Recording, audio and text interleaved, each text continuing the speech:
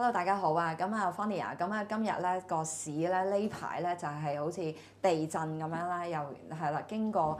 兩個季度嘅一啲今年好好嘅回報之後，我哋需要有啲調整。究竟呢個調整浪係一個即係調整啊，定係一個真係一個熊市嘅開始咧？咁我相信大家都好想了解下。咁另外咧就係投資嘅錢咧，你睇譬如美國嘅 VIX 指數咧，其實都係得10幾嘅啫。咁即係其實啲錢都仲喺一個 market 裏邊，咁所以亦都令到我哋有個即係睇法，或者係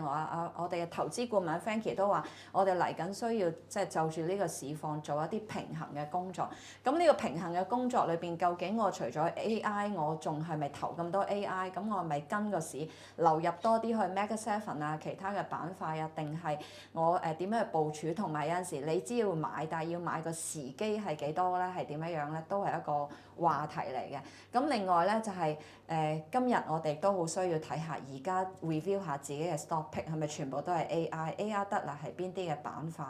咁 Meta 出咗個 news 啊，或者呢排 memory 啊，好多唔同嘅動作，咁究竟我要點樣嘅部署？咁我知道阿 Frankie 咧就幫我哋會嚟緊會即係佢自己精選咗20幾隻佢嚟緊呢一季度咧佢會揀嘅股票。咁我哋客人咧，如果係日日喺我哋個 chat group 嗰度咧，你就可以聽到阿 Frankie 每一日嘅不停嘅跟進，即係每一隻佢睇緊嘅股票有啲咩特別消息，佢會話俾你聽。咁另外，如果佢會真係做嗰啲股票咧，佢都會同大家分享。咁如果大家係有 tap on 啲 structure product 咧，亦都可以睇到個做法係即係落地嘅做法係點樣嘅。咁但係觀眾們咧都唔緊要嘅。咁啊 Frankie 首先咧就會同大家分享呢20隻幾隻嘅股票係乜嘢啦，佢係個睇法點樣啦，佢即係大家都可以一齊去跟進嘅。咁啊唔阻大家嘅時間啦，咁我呢段時間啦，我就熱烈大家熱烈嘅掌聲，我哋歡迎我嘅投資顧問啊 Frankie 係啦。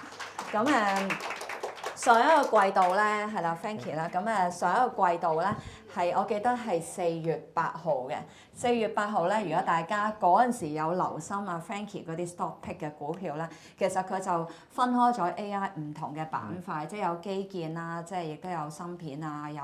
即係你要靠唔同類型嘅電啊，係啦，光通訊嗰啲。咁每一隻股票其實個表現，如果大家有跟咧，都會好嘅。同埋即係阿 Frankie 其實早6月尾啦，其實應該係都有分段提大家就有啲警號咁樣咧，即係我好記得嘅就係當有好消息，即係好似 MU 有一個天衣無縫嘅好消息，但係跌，咁佢就已經提大家，咁呢個都係一個警號嚟嘅。咁所以咧就有啲警號咧喺每一日嘅消息裏邊，佢都會提我哋。咁究竟而家嘅警號真係響咗好多次。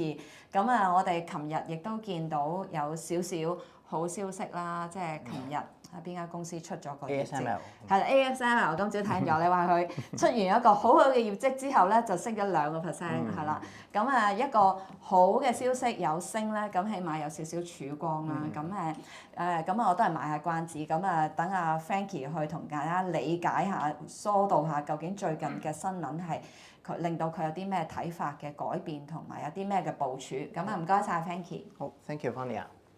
好開心啊！可以再同大家喺呢個場同大家分享下啦，即係究竟我哋下半年咁，尤其是可能今日集中就講下第3季度啦，即係成個投資市場上面有啲咩轉變啦，我哋個應對係點樣？咁實際上即係我諗大家如果有喺即係個投資市場裏面參與，都會感覺到即係第2季度同第3季度好似個改變好大嘅，即係可能第2季度可能大家見到啲錢係好集中炒緊某一啲板塊，即係我哋之前頭先阿 Fonny 所講啦，即係譬如我哋好中意啲 AI 基建嘅嘢嘅，即係可能啲電啊、啲芯片啊、CPU 啊、memory 啊嗰啲，成個第2季度去到6月咧都做得好好嘅，咁去到7月份咧好似突然完全兩個世界咁樣啊！即係突然啲升得好好嘅跌咗好多，之前啲好弱勢嘅咧有一個好大嘅反彈。咁我哋究竟即係去到第2、第3季度啦，即係究竟成個部署上面有啲咩唔同嘅地方啦，或者有啲咩可以調整嘅地方啦？咁今日想同大家就係 share 下，即係最新我哋對一啲即係板塊嘅諗法，同埋一啲股票嘅諗法咁樣。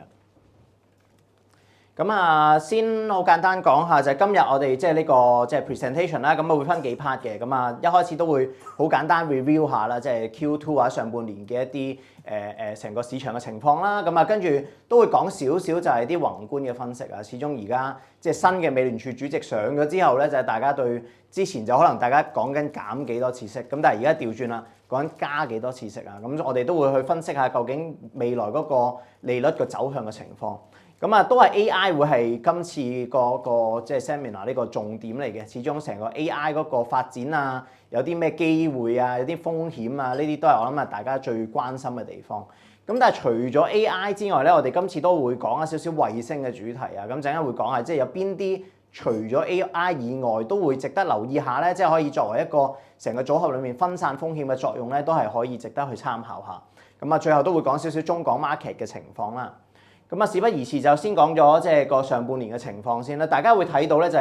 係上半年嚟講啊，大部分股票市場咧其實都做得唔錯嘅。咁綠色嘅部分就係升得幾好嘅地方啦。咁尤其是繼續韓股係即係唔好計今個月啦，呢個係去到上半年嘅表現啦，就係一枝獨秀嘅。咁講緊今年去到6月份半年嘅 return 去到100% 啦。咁即係又升咗1倍。咁其實上年已經升咗1倍啊。咁今年又升多1倍，咁真係非常之犀利。咁你見到左面呢部分即係升得多嘅地方咧，其實大部分都係一啲我哋所謂東亞地區。東亞地區即係邊啲咧？日本啦、台灣啦、韓國啦。咁大部分都升40%至頭先講100%。咁同埋另一個咧就係我哋中國。中國唔係講緊香港股市啊，咁講緊 A 股嘅市場，其實都升得好好嘅。咁其中一個指數叫 Star 50指數。Star 50指數係咩咧？其實係叫科創板指數啊，一啲新嘅一啲中國嘅科技公司啊，即係譬如寒武紀啊、中芯啊呢啲芯片嘅公司咧，就係一個所謂嘅 Star 50啊，啲科創板。咁其實佢個升幅都超過埋台灣添㗎，升60幾個%。所以我哋 A 股其實一樣都係揾到啲好好嘅機會啊。相反做得唔好嘅地方咧，都唔係好好彩啊，就係我哋香港市場為主啊。跌得比較多就係恒生指數啦，跌咗10%啦，恒生科技指數跌咗接近20%。year to date 同埋另一個就係印度啊，即係印度嘅指數都係做得麻麻地。咁呢啲地方其實即係香港啊、印度啊，其實歐洲都唔係做得特別好嘅，歐洲都係升少少嘅啫。咁其實個特點或者嗰個分別之處就係其實邊啲地區有 AI 嘅基建，咁呢啲就會做得好啲嘅。邊啲地區係冇乜 AI，甚至係會受害嘅，即係講緊可能俾 AI 取代嘅、俾 AI 顛覆嘅地方咧，可能就麻麻地。印度就係其中一個，印度不嬲嗰個軟件做得好好噶嘛。咁但係而家即係軟件就係一個好容易俾 AI 顛覆嘅地方。咁所以呢啲點解就印度會麻麻地？咁港股一樣嘅，港股有好多啲所謂科網平台嘅嘢。科網平台咧，平台嘅嘢就係叫方便人類啦。咁但係其實對於 AI agent 啦，即係對 AI 嚟講，其實唔需要咁方便嘅，即係對於佢哋嚟講。咁所以呢啲亦都係喺個 AI 裏面唔係太受惠嘅地方咧，見到個表現就麻麻地啦。板塊方面咧，就大家會有一個錯覺啊，即係大家喺度講到，好似上半年升嚟升去都係升啲 AI 股、升啲科技股，係唔係咁嘅情況咧？如果睇翻呢個 S&P 500指數啊，咁多個板塊裏面上半年個 return 咧，其實又唔係真係咁集中嘅，你見到都幾平均嘅，即係好多嘢都升嘅。S&P 升10%啦，咁其實工業股啦、科技股啦、能源股啦、一啲資源股啦，或者甚至講緊一啲房地產啊等，其實大部分都有一個唔錯升幅嘅，即係其實都算係幾平均嘅。即係如果喺個板塊嘅層面上面去睇啊，咁所以你話係咪？因為如果係真係科網泡沫，即係如果參考2000年嘅科網泡沫。其實係真係一枝獨秀，基本上淨係科技股升嘅啫。咁但係而家嘅情況就有啲唔同啦。大家見到就係成個美股嚟講，都算係幾平均同埋健康嘅。咁就算講緊科技股都好啦，即係科技股係咪樣樣嘢都升？其實又唔係嘅，即係都幾分化。咁所以見到個 market 其實比較上嚟講咧，我哋覺得係幾理性嘅，即係唔係講緊一個好絕對淨係炒某一啲嘢，或者係大家個瘋狂嘅程度，絕對唔係咁嘅情況。即係而家大家睇板塊嘅角度去睇咧，就見到成個 market 嚟講都仲算係幾冷靜同埋健康嘅時間。咁好簡單總結就係，即係上半年嚟講最特別嘅或者驚與喜啊，即係比較即係 surprise 到 market 繼續都係日本啦、台灣、韓國呢啲東亞地區做得好好啊。咁美國最差嘅咧就係啲軟件股啊，即係軟件股就係譬如啲以往啲 SaaS 嘅股票，啲 Adobe 啊、Intuit 啊，或者係 Salesforce 啊、ServiceNow 呢啲咧，即係啲軟件股咧就俾人洗倉啊，因為大家驚緊會俾 AI 顛覆嘅就做得好差。咁同埋大家可能上一次我哋4月幾嗰時嚟講嗰時仲擔心緊打仗啦，個油價仲100蚊。咁點知原來場仗都其實一路都打緊啦，打到而家其實間中美國同伊朗都仲開戰緊，但係個市已經基本上唔係好再嚟啦。咁啊油價亦都落翻去80蚊、70-80蚊嗰啲位置，咁似乎呢個即係戰事嘅影響咧，亦都係比預期當中係短暫嘅。咁啊，先講翻宏觀嘅，我諗最關鍵大家會有興趣想知道嘅就係美聯儲主席嘅，即係轉咗新人選啦，即係鮑威爾都做咗好多年啦。咁啊轉咗而家係 Kevin Walsh 啊 ，Kevin Walsh 係一個即係新任美聯儲主席，比較後生啊。咁大家就都觀察緊究竟呢個人究竟係一個鷹派啊，定係鴿派啊，定係點樣嘅一個人啊？咁我相信因為都係上咗講緊個零月嘅時間，咁所以大家都仲觀察緊嘅。但係我諗暫時嚟講，成個 market 俾佢帶出嚟嘅 message 又好，或者對佢嗰個未來個方向都好，大家會覺得佢比較鷹派少少。咁因為佢喺佢幾次嘅言論當中，或者喺佢嘅表態當中，都係講得好清楚，就係佢係唔可以容忍一個高通脹，唔可以容忍一個通脹長期維持一個高水平嘅一個諗法。咁呢個我覺得係對於佢即係對於市場嚟講啊。你唔容忍高通脹，咁即係你要加息啦，即係大家個 imply 就係咁嘅諗法。咁所以大家就覺得啊，佢都係鷹派㗎啦。咁所以自從佢上咗之後咧，市場對加息嘅預期就高咗好多。因為佢上之前，大家都仲講緊啊，美聯儲今年係有機會減息嘅。咁但係當然啦，即係打完仗之後個通脹高咗上嚟，大家都覺得今年唔會減㗎啦。咁但係佢上完之後咧，大家就會覺得啊，佢可能要加息添喎。咁6月份嗰次會議咧，咁佢確實俾咗個 message 出嚟，大家咧可能係有咁嘅可能性嘅。咁但係我覺得其實呢樣嘢未必係咁重要。陣間我哋會講點解。但係更加重要係咩？就係其實我覺得對未來新呢個主席嘅最大嘅以前唔同之處咧，就係佢係唔中意俾市場知道佢諗乜嘅。咁呢個係一個比較即係特別嘅地方，因為以往就係無論係鮑威爾又好，耶倫又好，其實由08年嘅金融危機到而家為止咧，美聯儲一路想做嘅就係佢同市場溝通啊，即係有一個所謂 forward guidance，俾一個訊息就係大家究竟未來美聯儲會點行。咁所以有好多咩點陣圖啊，有好多即係同市場溝通嘅一啲方法咧，喺過去呢10幾20年咧一路都行之以來做咗好好。咁但係Kevin Walsh 一上嚟咧，就第一樣嘢就係佢否定咗呢樣嘢，係佢覺得做咁多嘅 forward guidance， 做咁多同嘅市場溝通咧，其實係限制咗佢哋未來嘅做法。即係我一路俾個市場覺得係我會減息嘅，咁但係當通脹一嚟嘅話，我要即刻想轉身加息咧，有個限制喺度。咁所以就 Kevin Walsh 最大嘅同以往嘅唔同咧，就係佢唔想再做咁多一啲所謂 forward guidance 啊。咁呢個係一個好大嘅分別。咁我哋要小心嘅，因為市場係唔中意不確定性嘅，即係不嬲就係市場係中意啲嘢確定，想知道美聯儲點行㗎嘛。咁呢樣嘢對於即係新嘅美聯儲呢個方法咧，其實對於市場嚟講唔係太 favor， 呢個係我覺得要小心嘅地方啊。咁啊，頭先講到即係Kevin Walsh 講到就係佢最堅決要保持一樣嘢，就係佢唔可以令到個通脹長期維持高位。咁啊，近期個通脹係確實係升咗啊！即係如果最5月份咧，啱啱6月出咗 CPI，但係未出 PCE 啦。咁啊，5月份嗰個通脹數據，呢個係 PCE 通脹咧，其實升到3.4%。咁呢個係應該係3年以嚟最高嘅水位嚟嘅。咁大家都開始就係驚啊，個通脹而家上咗去咧，自然就美聯儲有加息嘅壓力啦。咁但係其實要諗翻就係究竟今次個通脹壓力嘅來源喺邊度啊？即係大家要知道就係通脹有好多個層面㗎嘛，就有好多個 component。咁其實而家最明顯嘅一個 component 始終都係油價。大家可以見到即係過去呢2-3年，其實個 PCE 嘅通脹同埋個油價嗰個走勢係非常之接近。咁而家個油價就係因為即係點解5月份個通脹咁高，就係因為個油價喺打仗3月打仗啦，3-4月嘅時間。一嘢飆到上過100蚊一桶，咁你自然個汽油價格升咗就自然有通脹喺度啦。咁但係最重要就係而家個油價去咗翻邊度先？咁而家個油價呢幅圖都未係最 update 啦。咁藍色線就係油價，咁而家最新已經落翻80蚊樓下㗎啦嘛。咁所以如果個藍色線已經落翻嚟嘅話，其實預示住咧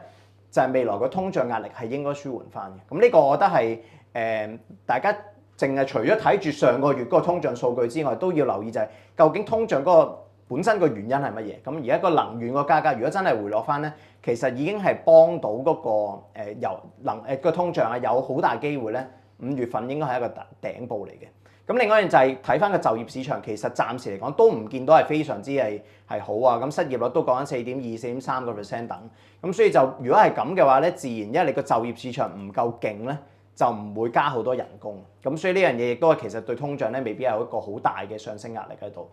咁所以就而家 market 就講緊話有可能會喺9月加息啦，即係大家會可能會睇到新聞就講7月就應該唔會加啦，今個月底，但係9月有機會加嘅。咁我哋自己咧就覺得都未必一定加嘅，好老實講，因為如果可以想像就係個油價落翻嚟之後，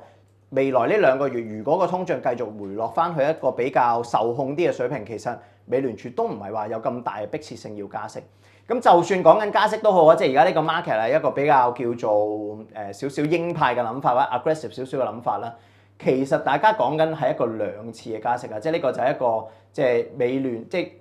係市場去估緊美聯儲加幾多次息，佢哋都係估緊加2次嘅啫。嗰個息口嘅頂部應該就係下年嘅3月，即係可能大約就係今年年底到下年3月左右啦，就係加到2次。咁之後會跌翻落去嘅，大家見到條 curve。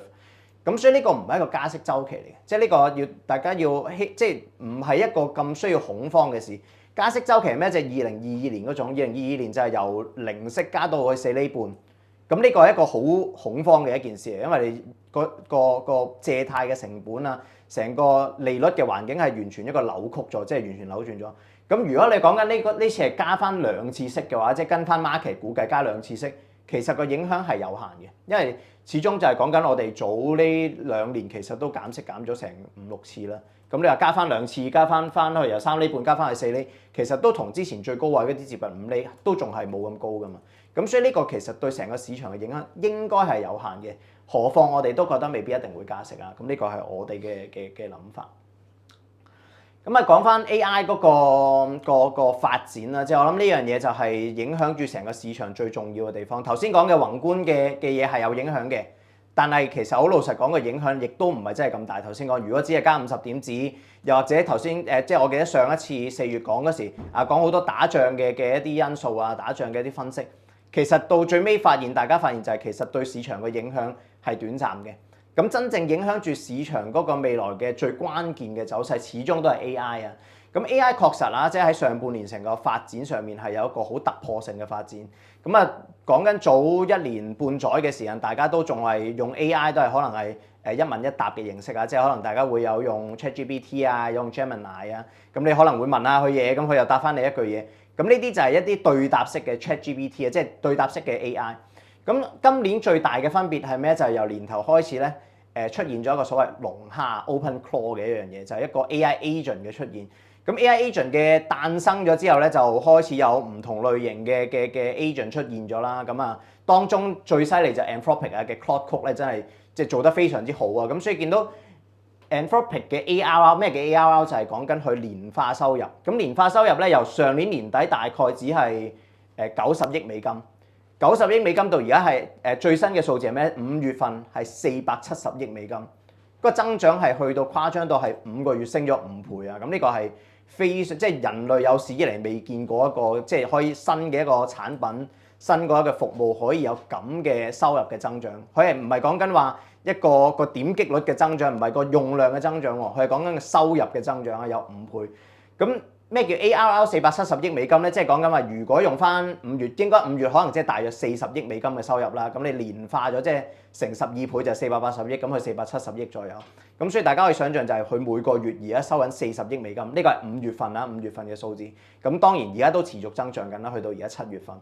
咁40億美金又係一個咩數字咧？大家可以 for reference 就對比下。Palantir 係一間即係非常成功嘅 AI 嘅公司啦，即係過往2年嘅股王 Palantir。Palantir 2025年嘅全年收入係幾多咧？44億美金，即係代表咩？就係 Anthropic 一間咁嘅初創公司，原來佢而家1個月嘅收入係接近等於Palantir 全年嘅收入。咁所以大家可以見到 Anthropic 嗰個即係而家或者係成個 AI 應用端上面嗰個爆發嘅程度係幾咁犀利。咁所以呢樣嘢我覺得係點解會令到由4月開始即係成個市場點解啲 AI 基建啊，點解啲 AI 嘅股票可以升得咁緊要？又或者點解大家會好驚啲 AI 嘅SaaS 軟件公司會被顛覆？因為 Anthropic 真係太犀利啊！咁但係 Anthropic 幾時上市我哋都唔知道，可能今年年底，可能下年年頭我哋都唔知道，暫時都仲係即係排緊隊嘅。咁但係應該如無意外，最遲下年上半年都會上市㗎啦。咁但係呢樣嘢我覺得就係顯示到就係而家喺 AI 應用端上面咧，係真係有一個比較成熟啲嘅變現嘅能力出到嚟。咁呢個係好重要啊！咁第二樣我諗個 AI 發展嘅第二個值得去講嘅一點咧，就係中國嘅一啲大模型嘅崛起咧。呢個都好緊要嘅，因為以往嘅大家可能即係早又係半年嘅時間，大家會覺得最勁嘅 AI 係咩咧？就係ChatGPT，可能 Anthropic 嘅 Claude，又可能係 Google 嘅 Gemini 啊，即係大家都會有用過嘅嘢，呢啲都係。咁但係其實而家最新可能呢一兩個月咧，大家會發現咧就係如果你睇翻啲跑分啲 testing 咧，即係邊啲跑分嘅 test 上面最高分咧，除咗 Anthropic 嘅 Claude Code 之外咧，其實另一個就係做得最好咧就係智譜啊。智譜係一間即係中國嘅公司，當然大家港股都會有得買啦，2513啦，即係今年都升咗10倍啦，上市之後，咁係好犀利嘅，即係因為中國嘅大模型其實一路俾人個感覺，即係當然都成功過啊 DeepSeek 喺2-3年前嘅一開始令到震驚個世界之後，咁但係始終都係一個短時間。咁但係智譜講緊已經都一段時間，見到佢不斷出嘅一啲新嘅大模型，其實一路都交到好好嘅成績出嚟。咁呢個係非常之厲害。咁而佢做到咁勁嘅效能之餘咧，佢另一個非常之犀利就係佢好平啊！呢個亦都係即係中國公司不嬲嘅一個好典型嘅 business model 啊，就係佢係好捲嘅啊，即係用一啲好平嘅方法咧，可以俾到啲好好嘅嘢你，或者未必係最好嘅嘢你，但係俾到啲夠用嘅嘢你。咁所以呢個其實對大模型嘅世界咧，其實可能係未來有挑戰嘅。即係頭先講Anthropic 而家個增長咁快，咁但係會唔會之後會有啲所謂價格競爭出到嚟咧？而家已經有嘅 ChatGPT 減價。Anthropic 都開始減價，即係因為大家就係有中國大模型呢個競爭對手喺度嘛，咁你自然嗰個價格上面喺嗰個競爭上面一定會喺度。咁但係我覺得除咗呢樣嘢之後咧，其實大家另一個角度就係當啲 token 越嚟越平嘅話咧，即係而家有啲好嘅 token， 一好嘅大模型有啲好用 token 仲要平嘅話咧，其實另一個角度去睇咧就係你嘅應用端係越嚟越平，即係呢個我覺得係一個又係未來嘅大勢所趨，就係我哋而家可能即係講緊好多公司用 AI agent 都開始會覺得，如果用得多會覺得貴。咁但係如果當啲 token 越嚟越平嘅話，其實又係變咗正面嘅咯，即係變咗我個 cost 平咗，咁我自然就可以再用多啲啦。咁呢個所以呢個又係成個大方向咧，就係有咗呢個中國嘅大模型崛起咧，其實係令到成個未來嗰個可用性或者個廣泛性咧會更加犀利。咁呢個亦都係一個幾正面嘅發展啦，可以咁講。咁頭先講到個 token 成本其實真係跌得好快嘅，即係過去呢2年咧講緊呢個係真實數據嚟㗎，即係如果你要用大模型嗰個 token 每100萬嘅 token 咧，講緊2年前可能係幾十蚊美金，而家係幾毫子美金啊！即係嗰個 token 嘅使用個成本係平咗好多，咁呢個都好正常嘅，即係等於你一開始發明咗發電機一樣，即係你個電費都由一開始好貴到你會慢慢平咗，平咗嘅話唔代表用電嘅金額會少咗，其實因為用電個電費平咗，你會再用多啲啊！即係呢個就係所謂一個叫 Jevons Paradox 啊，傑文斯貴論，就係講緊你啲嘢平咗，其實你會再用多啲。咁所以而家個實際就係咩？就係個 token 嘅可能係講緊平咗90幾個 percent，但係你用量可能多咗1000倍都唔出奇。你同2年前比較多1000幾，甚至再多啲嘅倍數。咁所以你 total 嘅成個 market 嘅 size 咧，其實係 grow 緊嘅，即係你即使啲 token 平咗都好，咁所以呢個亦都係對成個 market 嚟講啊，即係我哋覺得應用端上面咧，其實一路都係一個幾好嘅發展嚟嘅。咁啊，近期就開始多咗一啲即係頭先講嘅都係正面嘅發展啦。咁啊，近期即係講緊應該都係1個零禮拜嘅之前嘅事啊。咁開始有人擔心就點解會有個擔心就係 Meta 就即係過去呢唔好話2年啦，過去呢半年咧一路就係俾人覺得你喺 AI 上面嗰個參與度或者嗰個應用上面係比較落後少少嘅。咁佢啱啱出咗嘅一個單新聞就係Meta 會成立一個新嘅部門，一個類似係雲服務咁嘅部門。咁呢個部門做咩咧？就係將一啲所謂過剩嘅算力咧，即係啲所謂 excess capacity 嘅過剩嘅算力咧租出去。咁呢個一出完呢單嘢咧，就係應該個零禮拜前咧，就令到成個市場冧咗啦。咁因為大家好執着喺個字眼就係咩叫 excess capacity 咧，即係過剩嘅算力。咁大家因為喺過去呢大半年嘅感覺就係 AI 咁發展得咁好，應該係全部大公司都係唔夠算力先啱噶嘛。即係你每一間公司都係唔夠算力，你先會繼續擺錢落去 capex 嗰度。咁 Meta 突然出嚟話我有過剩嘅算力喎，咁當然令大家有個即係個感覺就係會唔會已經去到一個轉折點咧？有一個轉捩點，一個 turning point 係咪已經去到一個極限咧？會唔會我哋跟住未來呢一個季度睇到好多大公司會開始縮減嘅 capex 咧？咁但係我覺得呢個就有少少 technical 啊，即係呢個實際上個情況咧唔應該係咁嘅，因為第一樣嘢就係見到咩就係其實 Meta 喺過去呢2-3個月咧係唔係收購咗，佢係同好多唔同嘅一啲新嘅雲端公司係簽咗合約嘅。咁4月同Nubis 啦，5月同 CoreWeave 啦，跟住6月好似同 Cursor 啦，佢簽咗好多合約去買算力嘅。咁如果真係有算力過剩，咁做乜要買咁多新嘅算力喺度咧？咁呢個就係一個而家嗰個成個 Meta 嗰個即個點解會有個所謂出租過剩算力嘅一個情況。其實佢成個情況係咩？就係佢而家咧就係將一啲所謂舊少少，即係譬如 H100 啊、H200，即係可能係2-3年前嘅一啲算力咧租出去。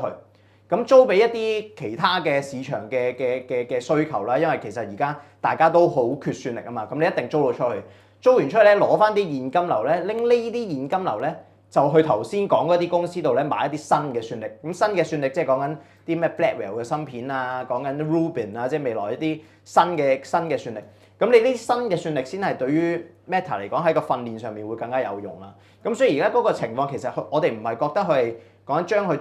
有過剩算力去出租，其實反而係一個優化嘅部署嚟嘅，即係將佢自己手頭上面將一啲舊嘅嘢租俾人，攞翻啲錢去買啲新嘅嘢。呢個對於成個公司嘅營運嚟講，其實係好事嚟。咁而呢樣嘢其實唔係佢唔係即係創即係好有創意去諗到呢個方法。其實本身第一個諗呢個方法嘅人係邊個咧？就係馬斯克啦 ，Elon Musk。咁 Elon Musk 嘅即係佢自己有間即係而家上嗰次 SpaceX 啦 ，SpaceX 嘅裏面有一楷嘢就叫 XAI 啦，即係 Grok 啊，大家如果有用嘅 Grok 啊。咁 XAI 其實做緊一模一樣嘅嘢，就係佢同 Anthropic 簽咗一單合約，就係佢租啲算力俾 Anthropic。咁同一時間佢都買好多算力翻嚟，就係俾自己訓練自己個 Grok 咯。咁所以其實而家好多嘅呢啲公司咧，其實唔係講緊算力過剩啊，反而係佢哋點樣去優化翻成個現金流啦，點樣去將自己盤數做靚啲。咁但係實際上就係其實佢哋仍然都要買好多算力嘅。咁我哋下2個禮拜咧，即係應該係下個禮拜開始會有啲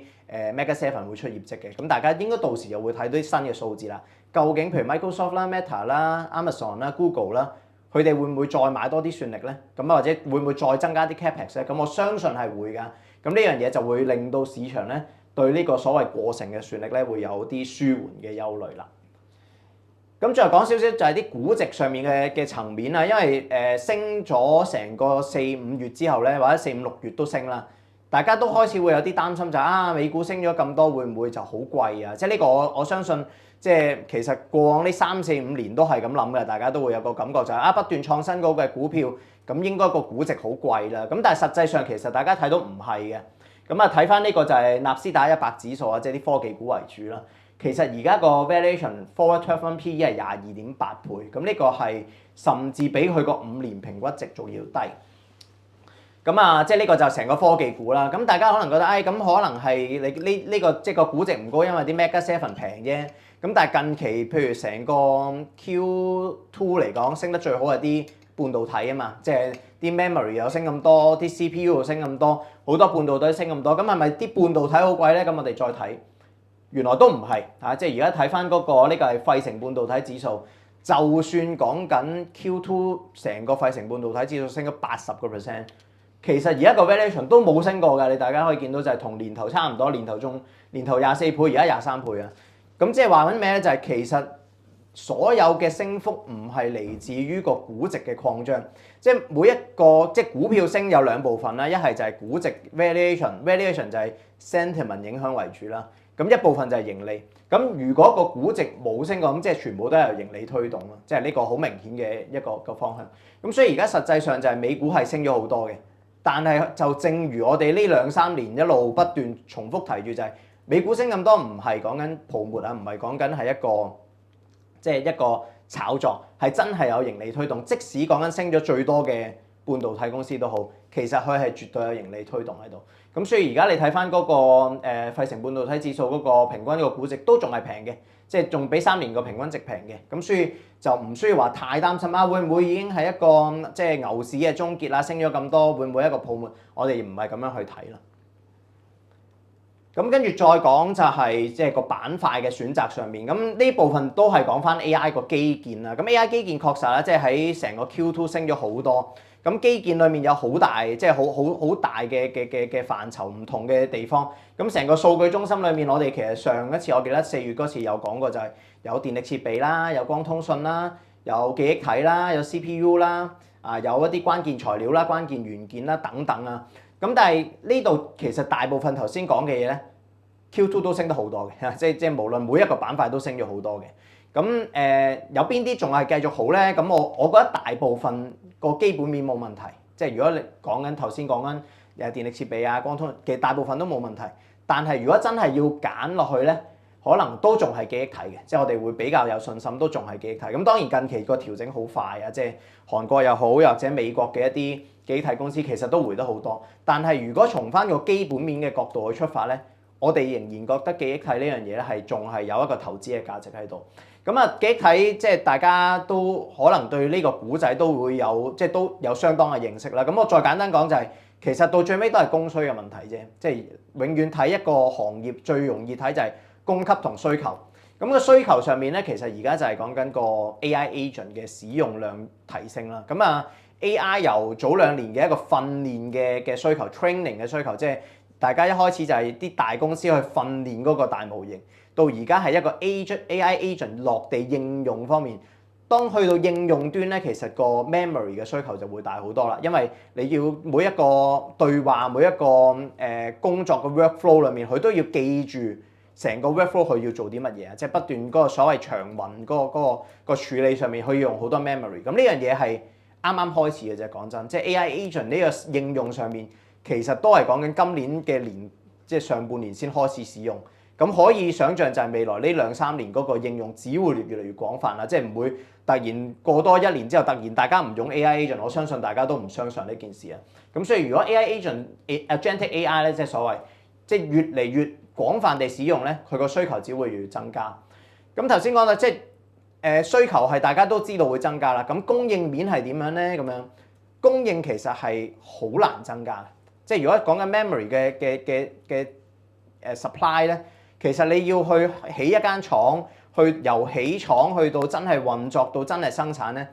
可能快則3年，耐則真係可能要5至6年先係真正做到呢件事啊。咁所以如果講緊話我哋即係由上年開始，大家會知道就係啲 memory 個短缺好嚴重，由上年2025年真係開始起咧，其實你最快都要2028年先開始有啲嘢出到嚟。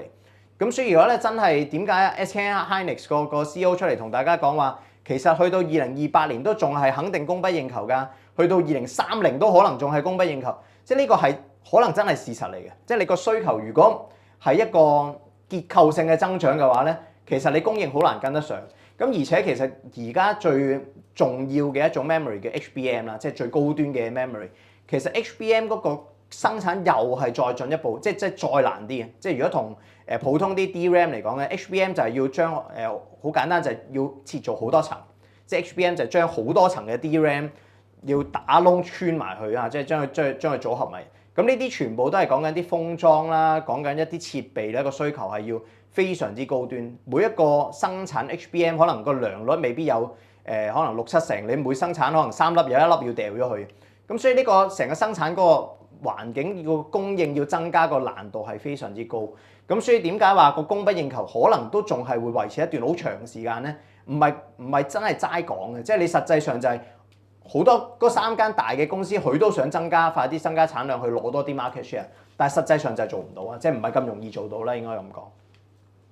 咁同埋另一個就係除咗個盈利即係或者係個成個需求嘅層面之外咧，我哋睇記憶體呢樣嘢咧，其實係有一個即係成個敘事上面係有啲唔同咗，因為以往啲記憶體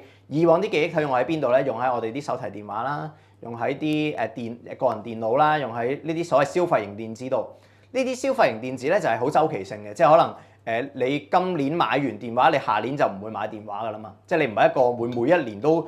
我今年買一部電話，下年唔會買2部電話噶嘛嚇。即係嗰個消費型電子就係一個周期性嘅 product 嚟嘅。咁但係而家係咩咧？就係而家嗰個產品嘅需求唔再係靠消費型電子，主要係靠咩？都係靠啲 AI 啊。咁頭先講到 AI 嗰個算力嘅需求，個 token 越嚟越平，大家AI agent 越嚟越多，廣泛地應用嘅話，咁你就係自然就會增加。咁呢個係一個剛需嚟嘅，即係呢個係一個頭先講嘅結構性嘅增長嚟。咁所以第一樣嘢就係產品唔同咗，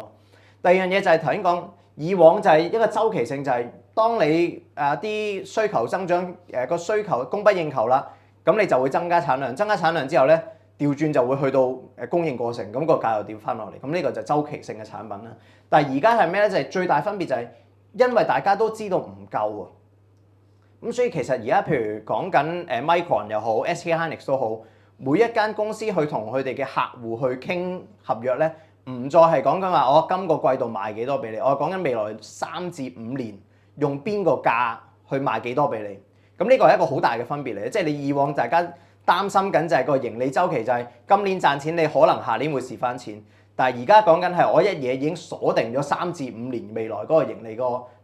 能見度喺度。咁所以大家以往唔會用 PE 去計 memory 嘅公司，因為以往就係當個價升得最高嗰時，正就係成個景即係成個 cycle 嘅景氣裏面係最好嘅時間啊嘛。咁所以越低 PE 個股票越跌嘅，即係以往嘅，因為你已經去到個 cycle 嘅頂部。而家唔係啦，而家就係原來嗰個未來個幾年嘅盈利係大家計到數啦，即係可能嗰個 peak 係可以維持好長嘅時間啦，唔再係以往即係1-2年又頂，一跌翻過兩年又跌翻落去，咁所以變咗成個估值方法唔同咗，即係以往係用 PB，而家用 PE，咁好簡單。如果大家可以睇翻就係 SK Hynix 而家幾多倍 PE咧？4倍幾嘅啫，即係預測成個4倍幾。Samsung 應該5倍幾，Micron 應該5倍幾。即係如果用新嘅呢個所謂結構性轉變咗之後嘅 PE 嘅方法去計數嘅話咧，而家絕對都係唔貴。咁所以點解我哋始終對 memory 呢個即係行業啊都係比較有信心。咁都係中意嗰幾隻啦，即係我哋都冇乜變嘅，都係 SK Hynix 啦、Samsung 啦、SanDisk 啦嚇。咁 Micron 我哋唔係唔中意啊 ，Micron 我哋都 OK，即係純粹如果喺 HBM 嘅世界裏面咧，我哋始終最有信心都係 SK Hynix 啊。SK Hynix 就啱啱喺美國 ADR 上咗啦，咁啊而家因為啱啱上咗嘅環境底下咧，其實而家嗰個日價都幾緊要，即係我哋應該一上嘅時間第一日上好似大概10零個%日價。咁但係跟住因為呢幾日韓國又跌得好緊要啊，咁而家應該最新日價去到30零個%左右。咁我自己覺得其實未必會縮翻細添，即係可能都仲係會 keep 住30個%日價以上都絕對唔出奇啊。因為呢個講多少少就係因為其實呢個係ADR 個發行量限死咗嘅一個原因啊，即係我揸住 ADR 可以換做韓股，但係我揸住韓國股票係唔可以換做 ADR。咁所以變 ADR 係一個稀缺性喺度，咁所以就而家講緊 ADR 佔成個市值大概2.5個%左右啦，咁所以係非常非常少嘅美國 ADR。咁如果你再參考翻就係咩台積電大約有20個%嘅市值就喺 ADR 上嘅。咁台積電有幾多日價咧？台積電長期嘅平均日價係15至20個%左右。咁大家再諗翻就係其實韓環個波動性又會高過台灣啦。咁啊，韓國嘅資本限制又會多過台灣啦，咁所以如果真係講緊要買嘅話，其實大家會選擇 ADR 多過韓國股票。咁所以點解會有個日價喺度？而呢個日價唔會咁容易消失嘅，即係我哋相信可能維持30個%嘅日價係絕對唔出奇嘅。咁所以點解我哋會揀 SKHY 啊？即係如果揀呢個 SK Hynix，咁 Samsung 就可以揀翻韓國嗰隻，即係唔係可以啦，都只能夠揀翻韓國嗰隻啦。咁但係 Samsung 有佢自己優勢嘅，即係除咗 memory 之外，去做代工嗰 part 啊，即係台積電好似台積電咁樣做代工嗰 part 咧，都係做得好好。咁講完記憶體之外咧，咁再下一個 topic 啦。咁下一個會受惠嘅係咩咧？其實又係確定性好高，即係頭先講我哋覺得memory 個確定性非常之高啊。咁下一個大家可以繼續去諗就係、如果 memory 咁好啦，咁一定係要擴大產能啦。咁頭先講你擴大產能要需要時間啫，即係可能要3至5年啫。咁但係你都一定會擴大產能啦嚇，即係呢個未來個大方向。咁同埋好多一啲做頭先講到做 HBM 咁難做啊，即係有啲設備要啲好高端嘅設備，講緊一啲封裝嘅設備，講一啲檢測嘅設備，全部都要去到最 high end 嘅話咧，咁當然嗰啲設備嗰個價值又會好高。咁所以呢啲半導體設備咧，我哋覺得又係好明確嘅，即係個未來個增長個潛力啦、個空間啦、個發展係會好明確。只要 HBM 個 market 係繼續好嘅話，即係成個 memory 嘅 market 繼續好嘅話，其實佢哋嗰啲公司而家 Micron 又好 SK Hynix 都好，佢哋會擺更加多嘅 capex， 更加多資本開支落去。你買更加多嘅設備，當然呢啲設備公司亦都會受惠。咁啊有幾間啦，咁啊可能都係美國嘅兩間係會比較出名啦，同埋比較受惠啲就係 AMAT Applied Materials 啦，同埋 Lam Research 啊 LRCX。咁呢兩間咧都係即係美國嘅4大之一啦，即係應該咁講，全世界4大就係 ASML 啦，咁呢兩間啦，同埋一間叫 KLAC 啊。咁呢兩間其實同一時間係比較多啲受惠喺個成個 HBM 嗰個 product cycle 喺度。咁所以呢兩間我哋覺得係比較有一個即係確定性高嘅選擇嚟嘅。咁另一間就係日本公司嚟嘅 Advantest 咧就做啲 testing 為主嘅，即係我生產完一粒頭先個 HBM 個良率好低噶嘛，即係你生產嗰粒良率咁低，咁你要檢測佢嗰個需求就好高啦。即係你如果你唔啱用嘅話，你可以令到成塊底板爛咗咁樣。咁點樣去檢測咧？就係靠 Advantest 啊，即係點樣去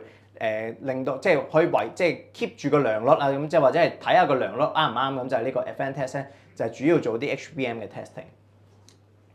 咁另外始終電力設備都係我哋會比較有信心嘅。電力設備就大家最容易理解就係因為始終美國最缺電啦，即係而家好多數據中心都面臨緊一啲缺電嘅問題啊。咁最新嘅一個消息就話New York 啊紐約州應該會停止所有嘅數據中心建設。其實歸根究底個原因就係唔夠電啦，咁所以電力設備嗰個需求係好大嘅。咁我哋之前有講過可能 GEV 啦、Bloom Energy 啦，咁呢啲唔係唔睇好啊。咁但係就可能升咗咁多之後咧，我哋覺得嗰個空間未必咁大。咁 GEV 個問題就係佢啲訂單，如果我冇記錯已經去到2028年都滿咗，即係2029年啦已經排到去。咁佢再有新嘅訂單，嗰個新嘅價值相對嚟講可能未必有咁大啦。咁而家我哋會比較中意就呢三間啦，一間 Caterpillar 啦 ，Caterpillar 就係之前做一啲挖礦機嘅，即係做啲建築類嘅機械。咁而家就轉型做緊一啲新嘅一啲，即係都係啲類似燃氣發電啊、渦輪發電啊、大型嘅發電機啦。咁啊，因為佢本身做摩打做 engine 嗰啲好啊嘛。咁 Caterpillar 就係轉型當中嘅公司啊，咁佢都仲係有啲訂單增長嘅空間喺度。咁 Vertiv 就係喺個電力設備裏面做液冷嗰部分。咁呢個即係大家可能都會有聽過，就係新嗰個即係 NVIDIA Rubin 呢個機組咧，未來就唔可以再用風冷啦。風冷即係咩咧？即係吹啊，即係你揾個風扇吹佢散熱啊。呢個係以往嘅做法。咁而家就會用液冷啊，即係你可能揾啲水浸住佢，咁容易散熱多啲，因為水就將啲溫度傳出去。咁Vertiv 就係做啲液冷啊，咁同埋本身個電力設備裏面佢都係好一間好源遠流長啊，即係歷史上面都好長時間嘅一個電源嘅龍頭，電力公司嘅龍頭。咁另外一個 Eaton 咧 ，Eaton 就係做一啲電壓即係控制電壓管理嘅龍頭公司。咁呢間其實比較穩陣啲嘅，即係不嬲做呢啲嘢一個感覺就係俾人個感覺就係啲所謂 utilities 啊，一啲公用事業嘅股票啊。咁但係其實實際上 Eaton 咧喺而家嗰個 AI 業務佔比上面係提升緊嘅。咁所以呢間公司如果你睇翻過去呢大半年嘅走勢咧，其實好悶嘅。咁但係我哋覺得喺未來咧，如果大家開始將佢嗰個即係電壓管理呢樣嘢嗰個業務 price 先落去咧，其實佢會有幾大嘅潛力嘅增長空間喺度，咁都可以留意。好啦，咁頭先嗰 part 可能就大家會之前都類似聽過，咁即係頭先講 AI 基建啦，即係啲芯片啦，或者係其他。咁呢啲都係即係我諗炒咗好一大段時間嘅嘢。咁上半年成個即係或者 Q2 啦，成個市場嘅主題咧都幾集中喺頭先講嗰部分。咁但係我哋覺得去到下半年咧，開始成個 market 會有少少嘅一啲唔同啊。咁啊就係頭先講 AI 應用端，即係而家開始慢慢調，即係個投資嗰個成個光譜啊，即係由最上游開始慢慢向下游嗰度行。咁下游有啲咩咧？咁先講翻上半年啦，大家會見到嘅，即係呢個就係上半年 SOX Index 就係講緊個半導體指數啦。IGV 係咩？就係軟件 ETF 啊。大家見到係完全兩個世界嚟嘅，即係啲硬件係咁升，啲軟件係咁跌啊！即係一路都係個低位度，一路都 year to date 而家仲負10幾個%添。咁呢個就係上半年嘅情況啊。咁但係去到近期咧，其實有啲唔同咗嘅，即係頭先講啦，半導體開始由個高位慢慢回翻落嚟啦。軟件呢件唔係升咗好多啊，但係實際上軟件股裡面咧，其實係有一啲明星嘅板塊出到嚟，或者有啲真係受惠 AI 嘅嘢出到嚟。咁呢個我哋就係而家想講嘅嘢。